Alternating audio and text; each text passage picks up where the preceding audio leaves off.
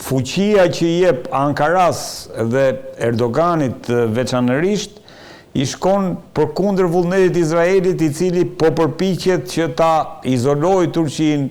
për në lidhje, kemi folur për atë aksin e famshëm Tel Aviv, Qipro, Athinë. Pra, në një farë mënyre i shkon kundër interesave izraelite nëse mbështet Erdogan, kjo sipas Izraelit, Po. Në fakt unë po deri diku ka, domethënë çdo tani e ka një vërtet bërë, dhe është normalisht dhe çdo forë, çdo shtet bën të betën që të ketë influencë, të ketë influencë, apo bile të pushoj shumë shumë, dhe kjo është normale dhe historia e shteteve me historinë e institucioneve në marrëdhënie ndërkombëtare kjo na tregon çdo parandori, çdo sistem, çdo edhe mafia dhe gjitha mundohen, duajnë, bëjnë, punojnë për të zgjeruar veten, për të marrë sa më shumë. Kjo është normale dhe automatikisht asnjë forcë, domethënë nuk kërkon që të ketë rival qoftë në rajon, apo biles edhe në botë, pra po bën Amerika tani, domethënë që nuk duhet rival asnjë tjetër në botë, vetëm janë gjandari i botës. Edhe këtë, domethënë edhe Izraeli, kjo është krejt normale. Kurse politikat e Izraelit, përveç krimeve kundra njerëzimit që kanë bërë pra në Gaza, në Palestinë, po ashtu edhe në Siri, domethënë në lartësitë e Golanit, para vitit e gjysmë kemi folur së bashku, po ashtu edhe tashmë deri në Beirut mrena në kryeqytet, pra të Libanit. Edhe këto janë ato që për Turqinë domethënë janë të papajslueshme, pra nuk janë asnjë fije njerëzore që mund të ulen të debatohet për këtë. Dhe kjo është ajo ndasira kryesore mes Tel Avivit dhe Ankaras. Pra nëse populli hebre arrin që të dënojë me vdekje, siç i kanë ligjet e tyre, domethënë pra ata njerëz që kanë bërë krime kundër njerëzimit, pordonime, që kanë vrarë, kanë prerë, domethënë atëra, Turqia nuk ka asnjë problem me Izraelin, në asnjë mënyrë. Kurse nga ana rajonale, normalisht që Turqia ka projektet e veta, ka influencën e vet, por unë nuk e shoh se është Izraeli domethënë një kundërshtar apo një rival i Turqisë, sepse mos harrojmë redi që Izraeli është i ardhur para 70 dekadash me radhë aty dhe biles mina 10% që janë bërë domethënë anketa, sondazhe nga agjencitë me famë botërore, pra jo të Turqisë, por me famë botërore, që izraelitët mbi 90% janë të gatshëm me mbledh çantën e me ambash vrapit të andej, pra nga vendi i sepse dihet që janë kolonat, pra domethënë janë pushtues, nuk janë autokton vend të tyre, pavarësisht se domethënë ajo stripticizmi teologjik sipas Biblës së vjetër e të tjera janë, por nuk kanë lidhje fare as me realitetin, pa as me teologjinë dhe as me vetë rajonin. Dhe në këtë aspekt atëherë ky rivaliteti Izraeli kërkon që të mposhti domethënë të gjithë mediat ndërkombëtare, të thotë që unë jam i fortë brase prezës, po thotë kush gjë dhe s'ka kush të thotë gjë. Kjo është realiteti i botës së sotshme, i sistemit të botës së sotshme, por nuk është Izraeli që të ketë domethënë në rival, sepse Izraeli, se sa forcë ka Izraeli, teknologjia por sa forcë ka Izraeli, ka kredit që për shef gjithë bota tashmë kanë kaluar 2 vjet e gjysmë çfarë po bën në Gaza, pra një rrep Gaza që s'kan i ke njerëz të mbyllur si në kafaz atje dhe nuk mund të ta morë dot. E para. E dyta me Hezbollahun, pra një organizatë në thojza terroriste, në thojza ashtu në thojë ku me një celular i eliminoi të gjithë liderët e tyre. Çfarë bëre? Nuk bëre dot gjë. Po ashtu edhe me Iranin. Do ta bëjmë shkrumë do ta bëjmë pra si Venezuelën, e pamë se çfarë bëre Izraeli, duke krijuar atë fantazitë, domethënë atë stripticizmin teologjik që asnjë miz nuk do të ftojë mbi kokën tuaj, pra në Izrael, pra në ashtu. Pra edhe kjo teologjia kjo që ju kishte thënë Zoti, domethënë Benjamin Netanyahu, ta kupton? Sipas tyre, se jo sipas meje, edhe kjo ishte një prall. Atëherë pra ata duhet të krijojnë një armik shumë më të madh që të bindin pra hebrejt nëpër botë që t'ju marrin paratë e tyre për tokat e premtuara, pra për ata tapidat e siç po bëjmë ne domethënë për flamingot dhe pelikanet e Vlorës. Ja do dalim në fund aty se dua një koment nga ty Sokol. Po ndërkohë, në raport me Izraelin, Turqisë i mungon, le të themi, një ingredient shumë i rëndësishëm, që është raketa ose si më kokat bërthamore. Pra, Turqia nuk e ka një bombë bërthamore, ndërkohë që Izraeli ka disa testata. General Letnanti grek Lazaros dhe po e citoj, thot që Turqia po përgatitet të prodhoj armë bërthamore. Dhe sjell vëmendje domethënë këtu për hir të bisedës, një fjalim të Erdoganit që paga shumë, po perifrazoj, ne nuk mund ta pranojmë që disa vende të kenë, ndërsa disa të tjera jo. Plus, shto këtu edhe zhvillimet e fundit në teknologjinë ushtarake turke, kemi folur për raketën Cenk, Ildirham që kemi folur edhe bashk. Si e vlerëson Turqinë në këtë aspekt? Apo avancon Turqia drejt një rakete apo bombe bërthamore, siç parlemon generali grek? Tashmë një të shohim nga politikat e mbrëmshme të Greqisë, sepse ato nuk jetojnë dot domethënë pa bërë një gjë të madhe, një largik shumë të madh përballë tyre, por me pa nga ana Ankaras, as që kanë domethënë vëmendje fare në opinionin turk apo në vetë politikat e Ankaras. Dhe këtu ka dy arsye, një forca e shtetit, tradicionaliteti institucional i shtetit, pra të gjitha janë shtete ende nuk kanë filluar të cacen, pra të hecin edhe jo më të qëndrojnë në kënd. Kurse Turqia është ndryshe. Kurse për armën nukleare, pra bërthamore, në fakt nëse referohemi burimeve të hapura, krejt, domethënë dhe shumë raporteve të Amerikës, pra të dekadës së luftës, dekadave të luftës së ftohtë, armat e bërthamore të Pakistanit që kanë qenë plejo, mbështetja e derrave e të tjera kanë qenë politikë që Amerika ka pasur, sepse ka pasur armiku kryesor për bashkimin sovjetik, dhe në raportet e hapura, pra që janë të hapura për popullin, për ashtu jo me inteligjencë, sepse ne s'dim jo se çfarë janë ata, por nëse i shohim për shembull edhe që ju kujtohet para një dekade më parë, në mos gaboj, Wikileaks ka shkruar shumë për këto, Reddit, cili thotë që Turqia ka shumë armë bërthamore, jo një, po ka shumë armë bërthamore. Duhet të bëjmë një kompozicion të gjithave teknologjisë së sotme, domethënë ndoshta armë bërthamore nuk e ka, por pak në zyrtarisht Turqia nuk e ka, por a është gjithë kjo Turqi që mos ketë armë nukleare për bërthamore, kjo le me vërtet që krijon një pikë pyetje, jo vetëm si është për greket, por për të gjithë, pra. Nëse të gjithë luftat që u bën në rajon që po bëhen në rajon, të gjithë kjo që u shpartallua, gjithë ish bashkimi sovjetik, Jugoslavia, vendet arabe, pranverat arabe, vjeshtat e ish republikave turke e të tjera, pra dhe Turqia, domethënë çdo ditë të hec duke forcua, besoj që ka diçka tjetër e cila nuk na prononcohet neve. Pra por këtë nuk, po këtë të gjitha këto besoj që janë nën umbrellën e NATO-s. Pra dhe jo thjesht, kurse nëse vim në dekadet e fundit, pra sidomos këto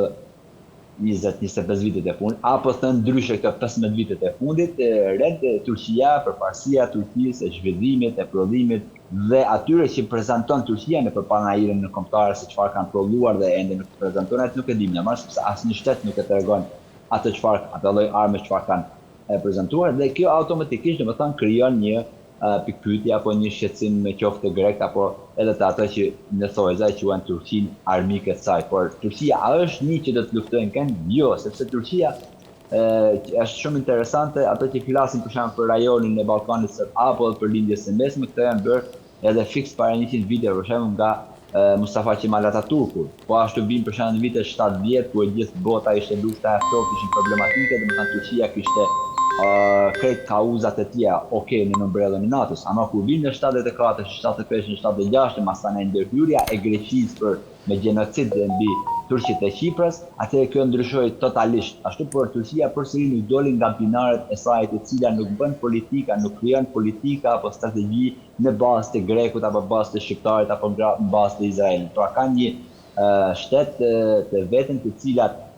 projekcionet e tyre i kanë prej dekadash më radhë, pra nuk është erdhi Erdogani, bëri këtë hiku Erdogan, nuk janë pra si Greqia dhe apo si Izraeli. Dhe në këtë aspekt, forca e Turqisë, sidomos në investimet dhe suksesin në prodhimtarinë e industrisë së armëve, mbrojtëse apo dhe sulmuese, siç e tha pak më parë, Redi që Yildirim Hani tashmë që bëhet fjalë për 6-7.000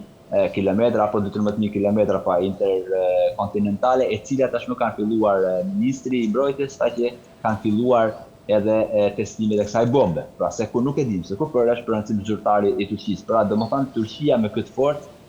normalisht që krijon një problem të greket, por unë jam totalisht i sigurt që kjo është një problem grek, i cili nuk është problem me të vërtet mes dëshmime, por Greqia në politikat e saj për të marrë të mirat e Bashkimit Evropian, pa parat e Bashkimit Evropian, është që duke u qajtur Evropës, duke marrur parat e sajna, dhe tashmë është në një pozitë krejtë tjetër, ku dihen marrëdhëniet e qoftë Amerikë, Turqi, por qoftë edhe Afrin e Izrael, të cilat janë shumë të vogla në krahasim me forcën e Turqisë, mendoj. Ndërkohë, një koment fundit, Sokol, se nuk mund të ri do të pa ta marrë në lidhje me protestat që kanë shpërthyer në Shqipëri. Si vlerëson këto protesta nga parë kjo nga Izmiri, nga Turqia? Por edhe në fakt protesta është qytetari, protesta është gjë shumë e shenjtë, një protesta shumë e shenjtë. Se si ka filluar, qysh ka filluar, ka pak shumë rëndësi, por me sa duket nëse do të shohim dy këndvështrime e para nga ana e qeverisë, e cila është një qeveri, domethënë që tashmë është plakur në qeveri, nuk ka një rival që ja tumb domethënë poltukun asaj, dhe me të vërtetë që është bërë si sultan lëk dhe bën çfarë të dojë dhe si të dojë, me të gjitha ato skandale pra që kemi domethënë me tunelet, me rrugët, me rjollin, me lartën, me vjosen, me të gjitha, dhe mos ta çaj kokën një qeveri për asnjë gjë, kjo është një problem me të vërtetë i demokracisë shqiptare dhe i autokracisë brenda demokracisë në thojza shqiptare, dhe vetë pas gjithë kësaj greve, pas gjithë protestës të parë kur del kryeministri dhe flet me grupin e tij, vetë në partinë e tij, pra nuk flet popullit, nuk del në parlament, nuk del në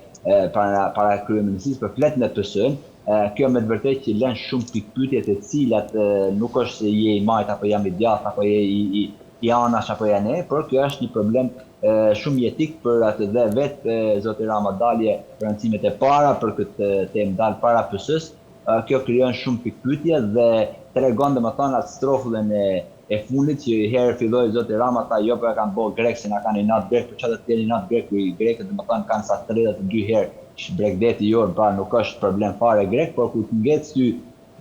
si thënë ne domethënë kur ngesi atëra e nxjerr armikun, domethënë nxjerr një armik tjetër, edhe armik është fantazm totalisht, sepse nuk ka ndërhyrje në protesta të jashtme, është plotësisht dëshira e popullit shqiptar, kurse me pa nga ana e popullit shqiptar. Nga këto greva me të vërtetë që janë për të alluruar, janë për të respektuar, janë për të ulur kapelen, me të vërtetë domethënë me një qytetari që me të vërtetë kjo na ka munguar për shumë dekada me radhë, sepse unë jam nga ato kalamajt e 91-shit, 92-shit, ku dashin fletushkat e kundra komunizmit, por tashmë jam jashtë tjetër në kjo, por kjo është një qytetari perfekte dhe besoj që të gjitha të rinj dhe të reja do të arrisin ta sjellin domethënë demokracinë, ta sjellin përgjegjësinë dhe duhet të sjellin një sistem i cili domethënë e kemi spakun s'ba punën e vet. E kemi qeveria s'ba punën e vet. Pra, duhet me bërë një gjë shumë më ndryshe e cila përgjegjësia është automatikisht mbi zotin Rama dhe jo mu qenë si sultan, por me qenë si lider europian në thojza, pa e tjetërsua këtë, por me të vërtetë që kemi probleme jetike dhe pelikanet Redi është një gjë ndoshta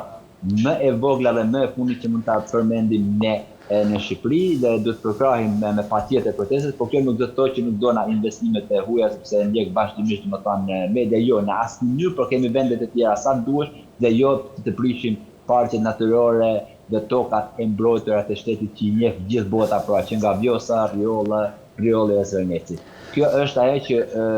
unë përkrah me gjithë zemër e shpirt, domethënë protestat paqësore, ku të gjithë ata të rinj e të renja, nëna dhe gjyshrat tonë që janë atje, domethënë duke i marrë dhe flerat e tyre të ditës, dhe besoj që do të jetë një shembull për të gjithë demokracinë e Shqipërisë, qoftë për pozicion, qoftë për opozitën, sepse kemi shkalluar domethënë në një vend ku përgjegjësia kryesore është qeverisë Rama, që e kujton se është sultani i Shqipërisë, domethënë i asaj nahijes vet atje dhe bën çfarë të don, por populli nuk duhet ta lejojë të jenë protestat e pashme siç janë me vërtet për të uruar kapelen dhe për të uruar me gjithë zemër. Sokol, fole që Rama ka përmendur grekët, por ka përmendur edhe muslimanët pa dinë dhe pa iman, çka nuk e di se, nga që nuk e kemi parë të vizitoj më Turqinë, nuk e di se si i ka raportet, po ti mund na thuash diçka. Jo, i ka raportet, por unë losha nga që kam studiuar për këtë tema, them që nëse një lider, pra qoftë katolik, musliman, budist apo çfarë do të jetë, nëse se thotë, domethënë përdor Krishtin, Muhamedit, Biblën, Koranin ashtu, di e mirë që është tërnguar, domethënë ka rënë ngushtë dhe po mashtron popullin e vet. Dhe unë jam i sigurt, domethënë çfarëdo lideri qoftë domethënë i Turqisë, i Shqipërisë, i Kinës, i Arabisë, i kujdes dhe vet ajo ngushtia, domethënë armiku doli greku, domethënë një gjë kanë pralla, populli shqiptar do investitorin, populli shqiptar do Amerikën, populli shqiptar do gjithë do. Por amo këto ka ligje, këto ka kushte. Pra, a jemi duke shku drejt Evropës? Si bën investimet për shembull në Itali, në Greqi, në vende të tjera? Ashtu do na jo të dalin një sultan atje të bëjë çfarë doin, domethënë kjo nahije jote, kjo rrugitë jote, kjo tapije jote. Kjo është ajo, kurse marrëdhëniet mes Shqipërisë dhe Ankaras janë të mira, edhe sidomos që bëhet fjalë biles javën e kaluar që ishte ministri grek në Tiranë, normalisht janë vëzhgimin më të gjerët, sepse dihet një gjë nëse bëhet në Shqipëri 12 milje, domethënë deti kufitar, është pikë kryesore për Ankarën, e cila unë jam i sigurt që këtu është ndihma e madhe e Turqisë për ne. Faktën sepse në njëjtën kohë Turqia ndihmon edhe vetes.